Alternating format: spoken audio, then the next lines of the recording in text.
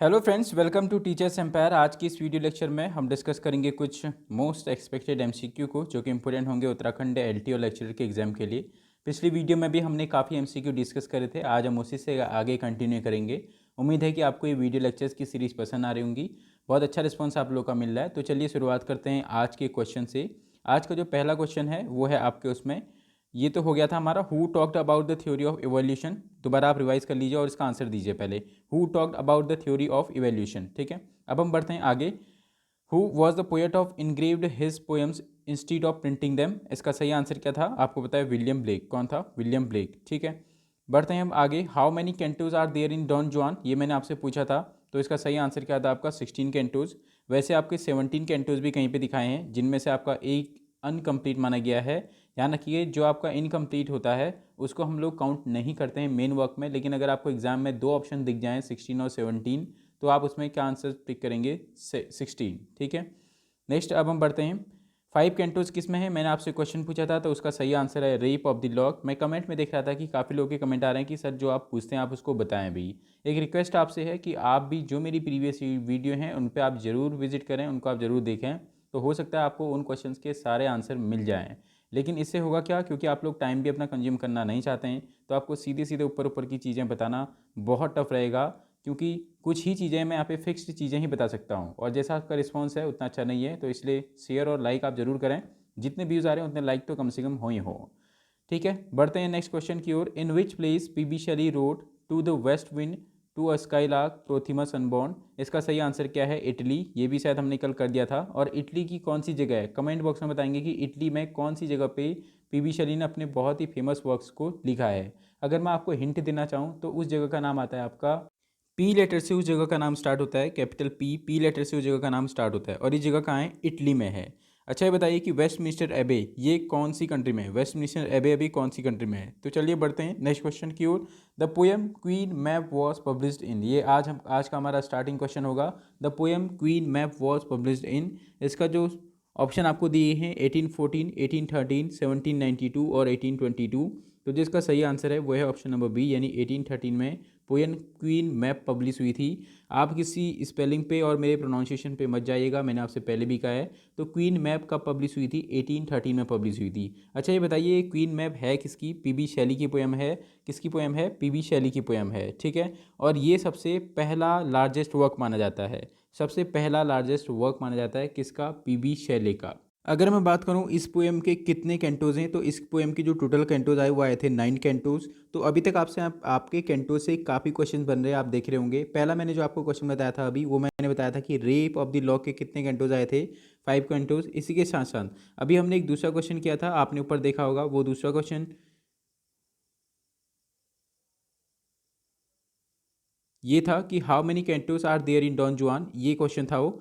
तो इसका आंसर क्या था? 16। तो आपके 3 क्वेश्चन तैयार हुए कि डॉन जुआन इसमें कितने कैंटोज हैं? 16 कैंटोज हैं। रेप ऑफ द लॉक कितने कैंटोज हैं? 5 कैंटोज हैं। उसके साथ अभी जो आपका तीसरा क्वेश्चन तैयार हुआ वो ये हुआ कि क्वीन मैप में कितने कैंटोज हैं? 9 कैंटोज हैं। कितने कैंटोज हैं? 9 कैंटोज हैं। अच्छा, मुझे कमेंट बॉक्स में बताइए कि पीबी शैले कौन सी एज से बिलोंग करते हैं? पीबी शैले कौन सी एज से बिलोंग करते हैं? और इसके साथ साथ डॉन जुआन किसका वर्क है? मैंने कल भी आपसे पूछा था। The poem which John Keats was never completed, इनमें से वो पोएम कौन सी है जिसको जॉन कीट्स ने कभी कंप्लीट नहीं किया? ऑप्शन है आपके पास हाइपोरियन, प्रोथिमस अनबॉर्न, एंडीमियन और टू नाइटिंगेल। इसका जो सही आंसर होगा वो होगा ऑप्शन नंबर ए, हाइपेरियन। हाइपेरियन जॉन कीट्स की वो पोएम है जिसको इन्होंने कभी कंप्लीट नहीं किया था। अगर मैं बात करता हूँ अदर ऑप्शंस की, जो आपको यहाँ पे ऑप्शन में दिख रहा है ode to a nightingale, ode to a nightingale, ये भी किसने लिखी है भाई? जॉन कीट्स ने लिखी है, ode to a nightingale. इसके साथ साथ ode to a Grecian urn ode to a nightingale ode to autumn, मैं फिर से बोल रहा हूँ, ode to a nightingale ode to autumn ode to Grecian, ये तीनों किसकी ओर हैं? जॉन कीट्स की ओर हैं। अब आप इनको याद कैसे रख सकते हैं? गुड नाइट, गुड नाइट और ऑटोमन, गुड नाइट ऑटोमन, आप इस सेंटेंस को याद रखिए। मैं फिर से कह रहा हूँ, good night Ottoman. Good night Ottoman में जी से हो गया कौन सा? और ऑन अ ग्रेशियन, एन से हो गया आपका और टू अ नाइटिंगल, और ऑटोमन आपको बताइए और टू ऑटोमन, यानी ये तीन और किसके हैं, आपका जॉन कीट्स के हैं। अब क्वेश्चन कैसे बनता है, वो इनके साथ आपको दे देगा और टू द वेस्ट विंड और कहेगा कि इनमें से कौन सा एक और जॉन कीट्स का नहीं है। तो अगर आपको ये याद होगा गुड नाइट ऑटोमन, तो आप लगा लेंगे कि जी से ग्रेशियन और एन से नाइटिंगल और ए से ऑटोमन, तो आप और टू द वेस्ट विंड तक पहुंच जाएंगे कि ये जॉन कीट्स का ऑट नहीं होगा। अब आप मुझे बताइए कि और टू द वेस्ट विंड कब लिखा गया था और किसका था। अगर मैं बात करूं किसकी, प्रोथिमस अनबॉर्न की, तो ये प्रोथिमस अनबॉर्न किसका वर्क है, पीबी शैले का वर्क है। किसका वर्क है, पीबी शैले का वर्क है। और इसमें कितने एक्ट हैं, कितने एक्ट हैं, 4 एक्ट हैं। कितने हैं, 4 एक्ट हैं। अच्छा, किसी दूसरे प्ले का नाम बताइए जिसमें 4 एक्ट हों। और इसके साथ साथ अगर मैं बात करता हूँ इस प्रोथिमस अनबॉर्न की, तो ये एक लिरिकल ड्रामा है। क्या है, लिरिकल ड्रामा। अब ये लिरिकल ड्रामा किसका दूसरा नाम है, क्लोजेड ड्रामा का दूसरा नाम है। यानी अगर मैं कहूँ कि प्रोथिमस अनबॉर्न का जॉनर क्या है, तो आप कहेंगे क्लोजेड ड्रामा है। ठीक है। आपको क्वेश्चन कैसे पूछेगा कि आपको 4-5 पोएम्स के नाम दे देगा और आपसे पूछेगा which one as a lyrical drama, तो आप उसमें आपको ऑप्शन ये भी दिया होगा प्रोथिमस अनबॉर्न। तो ये किसका वर्क है, फिर से रिवाइज करते हैं, पीबी शैले का वर्क है। और पीबी शैले की अगर मैं बात करूं तो मेलोपोइक पोएट और अ परफेक्ट सिंगिंग गॉड, मैं क्या बोल रहा हूँ, मेलोपोइक पोएट और अ परफेक्ट सिंगिंग गॉड इनको कहा जाता है। इसके साथ साथ जो आपने अक्षर सुना होगा पीबी शैले के लिए, ब्यूटीफुल एंड इन्फेक्चुअल एंजल कहा जाता है। और ये किसने कहा था, मैथ्यू अर्नॉन ने कहा था। एक आपने शॉर्ट ट्रिक याद रखनी है कि मैथ्यू अर्नॉन ने पीबी शैली को क्रिटिक किया है, कि मैथ्यू अर्नॉन ने पीबी शैली को क्या किया है, क्रिटिक किया है। हो सकता है उनकी तारीफ भी की हो या उनकी बुराई भी की हो। अगर मैं बात कर रहा था अभी किसकी, मेलोपोइक, किसकी, मेलोपोइक, उसकी स्पेलिंग है MELOPOEIC, मेलोपोइक। तो ये मेलोपोइक पीबी शैली को किसने बोला था, वो बोला था मैथ्यू अर्नॉन ने। इसके साथ साथ ब्यूटीफुल एंड इन्फेक्चुअल एंजल, ये भी किसने बोला था, मैथ्यू अर्नॉन ने। अब आप मुझे बताइए जो मैंने तीसरा वर्ड बोला था किसके लिए, पीबी शैली के लिए, a perfect singing God, a perfect singing God, ये किसने बोला था। ठीक है, हिंट देता हूँ, उनका नाम ए से स्टार्ट है, वो क्रिटिक्स हैं और कौन सी सेंचुरी के हैं ये भी आप मुझे बताएंगे। अब अगर मैं बात करता हूँ किसकी, ये बात कहाँ से आई थी, और टू अ नाइटिंगेल से आई थी, जो कि किसने लिखा है, पीबी शैली ने लिखा है। इसके साथ साथ ode to a Grecian on और टू ऑटोमन, ये भी किसने लिखे हैं, पीबी शैली ने लिखी हैं। अगर मैं बात करूँ किसकी, एंडीमियन और हाइपोरियन। अच्छा, एंडीमियन पोएम भी किसकी है, जॉन कीट्स की है, और हाइपोरियन भी किसकी है, जॉन कीट्स की है। एंडीमियन की काफ़ी फेमस लाइन जो एग्जाम में पूछी जाती है, कमेंट बॉक्स में आप मुझे लिख के देंगे, उससे होगा क्या कि आपका रिवाइज हो जाएगा। रिवाइज कैसे, आप एंडीमियन सर्च करेंगे और जो उसकी कॉपी लाइन है आप उनको कॉपी कर सकते हैं कमेंट में।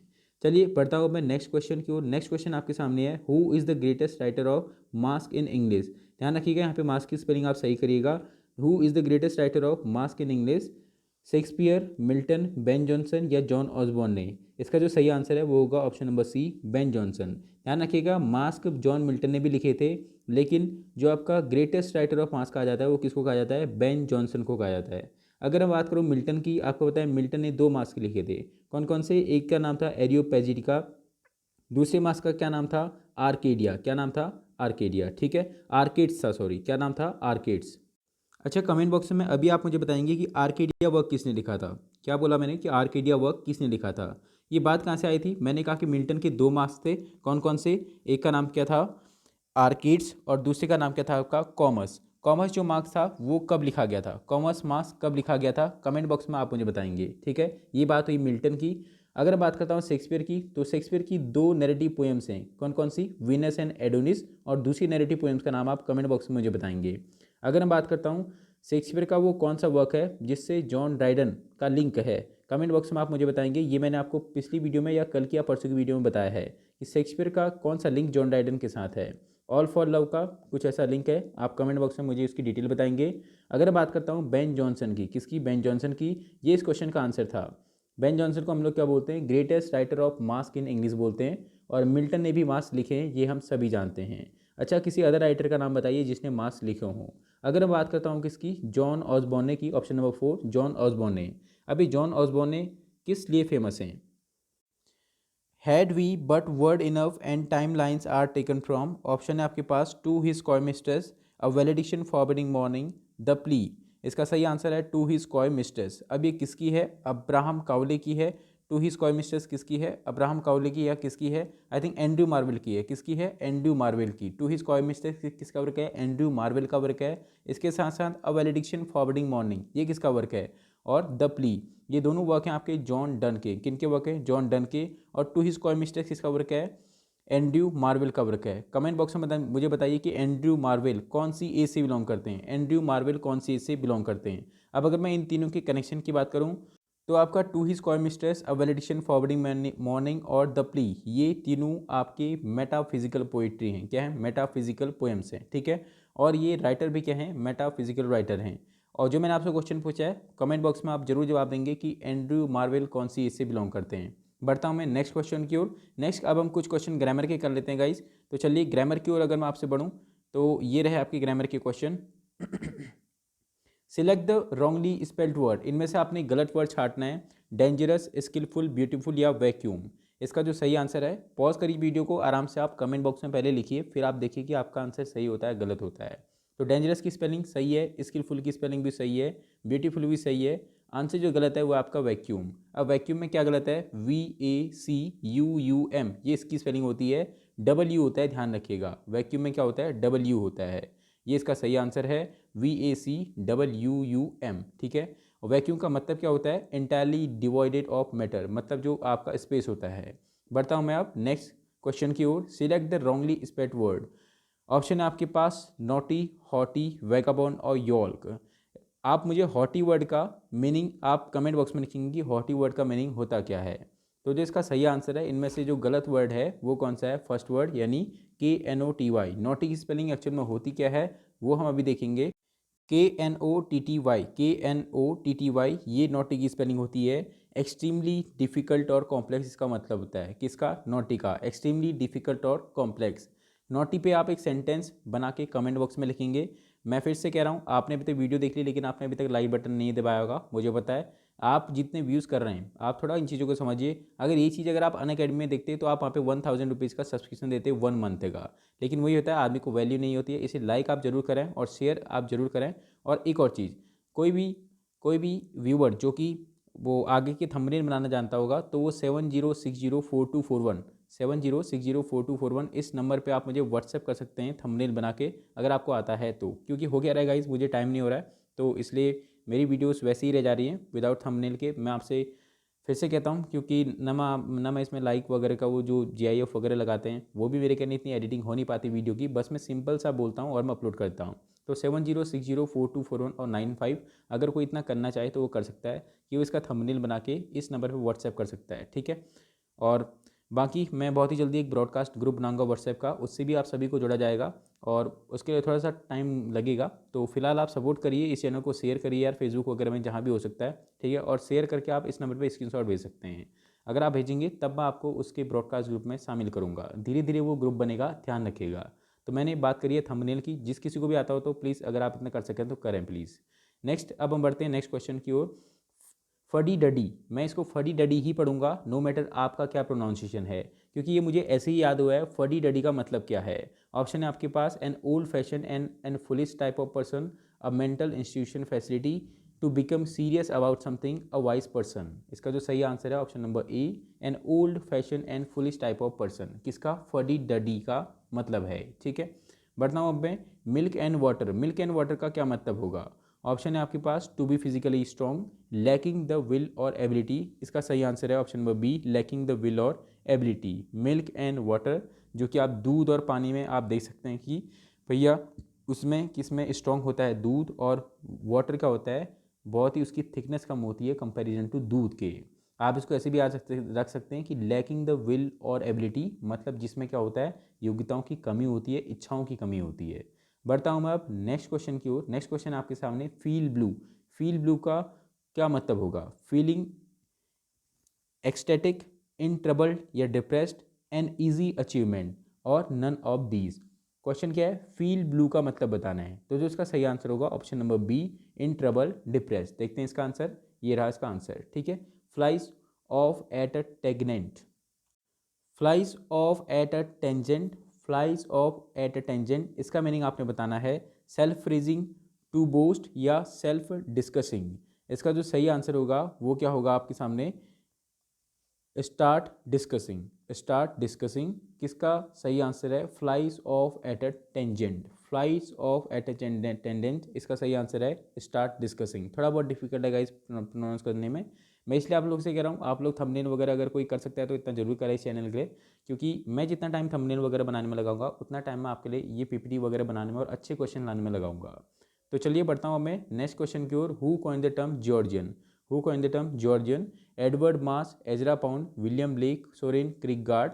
तो जो इसका सही आंसर है वो आप मुझे कमेंट बॉक्स में बताइए, तब तक मैं आपको बताता हूँ इसका जो सही आंसर है who coin the term Georgian, Edward Marsh. क्या आंसर है एडवर्ड मास। अब देखिए इस क्वेश्चन में क्या था, ये रिवाइज क्वेश्चन किया था मैंने, अब जिसको नहीं आया तो वो बहुत ही एक थोड़ा बहुत आप रिवाइज जरूर करिए वीडियो को। होता क्या है आप लोग सेव करके रख देते हैं वीडियो को, तो इससे क्या होता है आप लोग देखते तो नहीं है लेकिन आपकी मेमोरी में खाली सेव रह जाता है मोबाइल फ़ोन में, आप उसको देख नहीं पाते हैं। इसलिए जितना हो सके आप इनको पूरा ऑनलाइन ही देखने की कोशिश करिए करें बिना सेव करे ही, ठीक है। और आप चाहें तो इनका स्क्रीनशॉट लेके खुद भी आप इनके एमसीक्यू लगाएं।